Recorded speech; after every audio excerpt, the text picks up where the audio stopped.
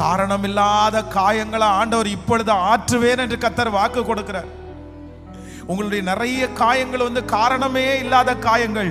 அந்த காரணம் இல்லாத காயங்களை கர்த்தர் ஆற்றுகிறதற்கு கர்த்தர் வல்லவராய் இருக்கிறார். அந்த காரணம் இல்லாத காயங்கள் இனி வராதபடிக்கு ஞானத்தை கர்த்தர் தருவீராக. ஆண்டவரே, அந்த ஞானத்தை இப்பொழுது நீர் கட்டளை இடுவீராகப்பா, கட்டளை இடுவீராக. நான் ஒரு நாள் கூட நிம்மதியா இருக்கவே முடியாதா அப்படின்னு சொல்ற நிறைய பேர், ஒரு நாள் கூட என்னால நிம்மதியா இருக்க முடியாதா?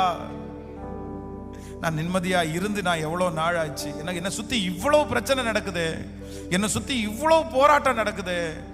இந்த மனுஷன் இப்படி பேசுறான், அந்த மனுஷன் இப்படி பேசுறான், இந்த சூழ்நிலை இப்படி இருக்குது, இந்த பிரச்சனை இப்படி இருக்குது.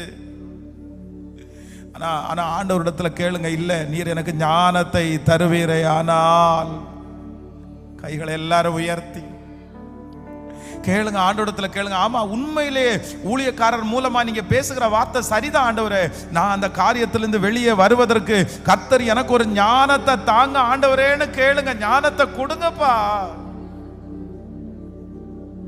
உங்களை தவிர வேற யாருப்பா எங்களுக்கு தர முடியும்? ஆண்டவரே, ஒருவன் ஞானத்தில் குறைவுள்ளவனா இருந்தால் அவனுக்கு தருவேன்னு சொன்னீங்களே ஏசப்பா. ஏசப்பா, இன்னும் உங்க வருகை தாமதிச்சா 5 வருஷத்துக்குள்ள அத்தனை பேரும் ஆச்சரியப்படுற அளவிற்கு நீ சும்மா அழுதுட்டு இருப்ப, நீ சும்மா பேசிட்டு இருப்ப. ஆனா நீ இப்ப அழுறதே இல்லை, இப்ப நீ சந்தோஷமா இருக்கிற.